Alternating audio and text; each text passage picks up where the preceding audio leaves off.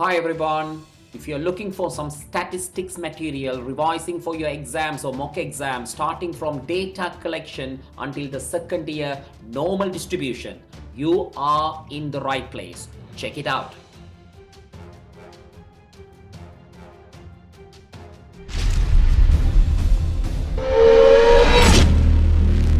Now, non-random sampling. When there is no sampling frame, the sampling frame is the disadvantage of the random sampling. So when there is no sampling frame, the non-random sampling methods are used. Is it make sense or not? Right? It is make sense. There are two types of non-random sampling methods of random sampling: quota sampling and opportunity sampling. We are going to study one by one quickly. Right. Quota sampling.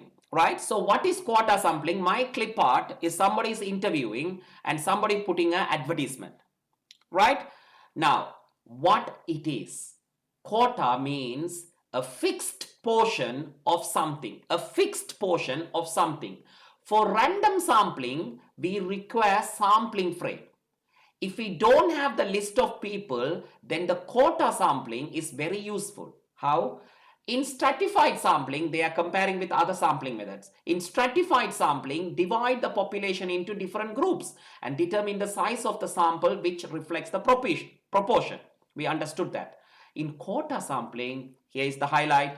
We actively choose people within each group by suitable means, interviewing or advertising. That's what I put two clip art: interviewing and advertising, right? Until the quota for the group is. Quota sampling means you have to actively choose the people within each group. This is the buzzword. You need to actively choose the people within each group by suitable means of interviewing and advertising. And now we are going to study about quota sampling's advantage and disadvantage, right? So what is the advantage and disadvantage? A quota of item in each group is set to try and reflect the whole proportion. So that is the main summary. A quota of items in each group is set to try and reflect the whole population. How to do it? Interviewer select the sample units, right? That interviewer is the main guy. He is going to be the decision maker. He asks certain questions and put them into the right group, right? And now advantage and disadvantage, right? Advantages is what? No sampling frame required and inexpensive. And number two, allows small sample to still representative of the population, right? If you select 5 vegan people, they will give some idea about the vegan product improvement ideas, right? Small sample unit is more than enough to represent the whole population. Quick and easy. Again, I'm not going to be debate about this one. You may say, oh, you need to select the interviewer and standing in front of the supermarket and all this one, and you may thinking that is for me actually it's a quick and easy, right? But still you can debate. It's not easy, it's time consuming and everything. It's up to you. That's what I put it as a number 3. So these two are very important. If they ask for, I don't think like they specifically ask like a 3 advantage. They only ask for state 1 advantage and disadvantage. That means 1 each. Disadvantage: can introduce bias. Only people interested in comes to the interview. Remember, so people who interested only comes to the interview. So that create bias samples, right? Timely and costly. See, this is contradicting with this one. So you can say timely and costly. Of course, to carry out the survey, interview and all the advertisement, leaving it for advertisement to run for 4-5 days, it's a time. Non-response are not recorded. What does that mean? Right? People who come to the shop and look at the advertisement and not interested are not being recorded. That is not acceptable because you need to be included everyone's opinion, isn't it? Right? So now inaccurate. right? Inaccurate also you can mention. So question number 5, a park contains 3 types of rabbits. There are estimated 1,300 mini rex, 550 Holland lop, and 600 Dutch lop, right? A survey of the health of the rabbit in the park is carried out and a sample of 30 rabbits are chosen, right? Give a reason why stratified random sampling cannot be used, right? So you need to say why specific, right? You need to say be specific. Sampling frame is unknown, right? Sampling frame is unknown. What is sampling frame? Is a number with a person's name. So number 1, Aryan. Number 2, someone. How can I prepare a sample frame for rabbits, right?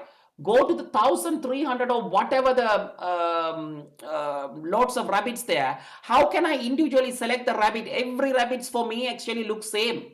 How can I name them, right? It is impossible. So that is where you need to be clever enough to answer. Sampling frame is unknown, right? My handwriting, please try to make sure that is unknown, right? Now B part, state one appropriate sampling method for the survey, right? That is the quota sampling. Give one advantage and one disadvantage of this sampling methods, right? So advantage ADV and disadvantage, right? Advantage, I'm going to be 1. They're asking 1, so I will say quick, comma, inexpensive. That's more than enough. They asked 1, I just gave 2, right? Inexpensive. Number 2, right? No, the process is not a random. The process is not a random. 1 mark each and 2 marks for the last question, right? Explain how this sampling method could be used to select 30 rabbits. You must show all your working. That is what the examiner asking, whether you know the method or not, right? Even though this is a quota sampling is from a stratified sampling method. You got to do the stratified method. So please everyone, mini rex MR is equal to 1,300 over total. If you add 1,300 with 550 and 600 is 2,450 and times by 30, and that comes to a decimal answer. You press the calculator. I got a calculator here. I'm just pressing 15.91, and that is roughly 16 rabbits you are going to be select from. And Holland lops, right? Same thing you are going to be carried out. 550, 2,450 times 30, and that is going to be 6.73, and that is going to be 7, right? And then last one, Dutch lops, right? Dutch lop 600 over 2,450 times 30, and it's going to be 7.34, again 7. So altogether you get 30 samples, 30 rabbits.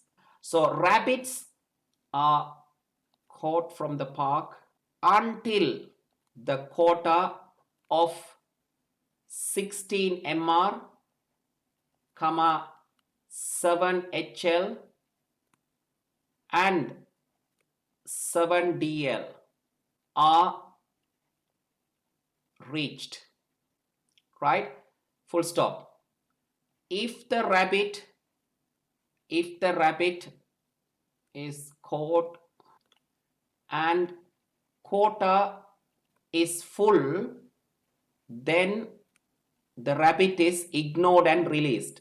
Now we are going for opportunity sampling, right? So the opportunity sampling is the next one. We are going to study what it is, right? Sometimes this sampling method is called as a convenient sampling, right? This sampling method sometimes called as a convenient sampling. So what it is, this is where people find an opportunity to select the people and same time the survey is being carried out, right? What is that? The name itself gives a meaning, right? Opportunity, and you do this questionnaire, right? The reason why I have chosen the clip art, the exit poll, the polling station, right? And the supermarket people carrying out some like a vegetables and everything. By looking at the clip art, you need to identify the definition. What is opportunity sampling? Interviewer selects the actual sampling unit according to the set criteria. Interviewing at exit poll, right? Interviewing at exit poll, right? What does that mean? You go and stand in the election candidate room, right? And after the election, people polling, exit poll means when the people coming out of the election room, you ask them, how is the election? Who do you vote for? Advantage, right? Inexpensive. What I mean by that one is you don't need to specifically do this experiment. If you think something, there's opportunity, you can carry it out a survey quick, easy to carry out, right? You want to talk about apples are good in Tesco's and M&S, you just quickly think about that question, ask that straight away. You don't need to prepare so many things. Easy. That's what I meant by easy. Disadvantage, right? Now, unlikely to provide a representative sample, right? What I mean by that, unlikely to provide a representative of the sample. That particular person or family can't be a representative of the entire population. Number two, results highly dependent on the individual interviewer. The interviewer also matters. So understand the opportunity sampling. That is what the opportunity sampling, and we are going to do one question on that. Right. Question number 6 may not be this is a opportunity sampling. I'm just overall asking this one. So question number 6, suggest a suitable sampling method for the followings and state 2 reasons for your choice. You wish to test the screws produced by a factory in a daily batch of 10,000 screws. Have 10,000 screws. You need to do the testing of the screw, right? The threads are okay, length enough, no faulty, you need to test, right? How can you do? What are the options? What are the answers you have? Simple random, systematic, stratified, opportunity, and quarter sampling. Definitely stratified is out. Why stratified is out? There is no grouping. There is no strata. Simple random sampling also out. Why? Because for large random sampling, if you do simple random sampling, it's like not, if you select randomly, maybe all your random numbers are coming in the first 10, you are not testing the 10,000 screw. That is not good enough. So the best method is the systematic sampling, right? Let's say systematic sampling, what you can do, if they want 30 sample or something, or 20 sample, you divide by the 10,000 by 20 and take 500 screw, 500, 1,000, 1,500 screw. So you only need to do suitable sampling method and state 2 reasons for your choice. So the A part, I'm going to say systematic sampling, right? The reasons are easy to do, inexpensive. B part, B question. You wish to survey customer opinion on a new energy drink, Prime, sold at local convenient shop. You wish to survey customer opinion on a new energy drink, right? So local shop and energy drink, that local shop gives a idea, opportunity, right? So you can stand in front of the shop and do a interview the customers walking inside the shop. What is that? Opportunity sampling. So opportunity sampling, again, same reason, easy to do, right? Stand outside at the local shop. And again, it is not that expensive at all, inexpensive. C part, you wish to determine the students' favorite TV program in your school. List of all the students' names are given. They already spell it out the answer, right? They already given the list of students. Sample frame is given. Sample frame is given. That is mean what? The first 3 sampling method. It could be random sampling. It could be systematic. It could be stratified sampling. So this is what? you wish to determine the student's favorite TV program in your school. So in your school, you have a groups and everything's there. So that is a stratified sampling. So stratified sampling, because in the school you have the groups, right? So you need to say sampling frame is given with strata in bracket year group, right? We assume the year group list is given, year 8, year 9, year 7, year 10, year 11, 6th form, everything is given. If that is given, grouping is given, stratified sampling is the best, sampling frame is given. So another things you can say, you wish to determine the student's favorite TV program in your local school. So now whatever the samples you select, they are going to be representative of the population. So this, let's say that means finally you are going to conclude our, you wish to determine. So one TV program, let's say that means some like a news or something, 10 o'clock news is the good TV program among all the students. So you're going to conclude. So that sample, so you can say sample needs to be representative of the, right? One example is enough. If you have, just to, if you know the topic, that write it, no harm if the time permits, right? So that is the question number 6. This is the hidden question. Actually, they will give the scenario and you to choose what sampling method and why you are selecting, and the what is the process. You need to write the process. That is where the question is. Types of data, right? In statistics, we categorize the data into two parts. One is called qualitative and other one is called quantitative. You may ask, sir, are they going to be asking this question? Yes, they do. They do ask 1 mark question, unfortunately. They do ask this one, right? So non-numerical values are qualitative. Non-numerical value. If you ask what color car you like, Aryan said orange, right? Abhi say yellow and maroon. All these colors are non-numerical. We can't do any manipulation. You can't find the mean or something for colors. You can't add them up. So those are qualitative data. Quantitative data, opposite the numerical values, right? Shirt size, height of the plant, and all this one are quantitative data and qualitative data. People's opinion, yes or no, right? Do you like this? Yes, no, right? That is qualitative. Now, quantitative data. Quantitative data is the discrete and continuous. Quantitative data. So what is quantitative data? So the quantitative can be numerical value. Again, two classification.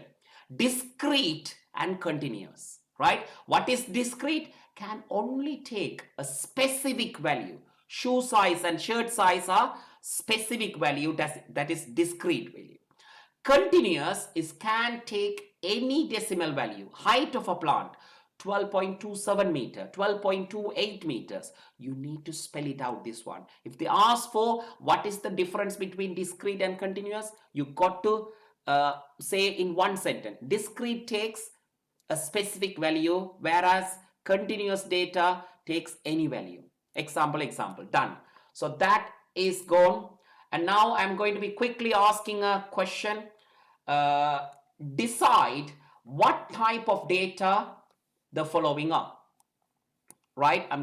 You need to go through and fill it up, this one.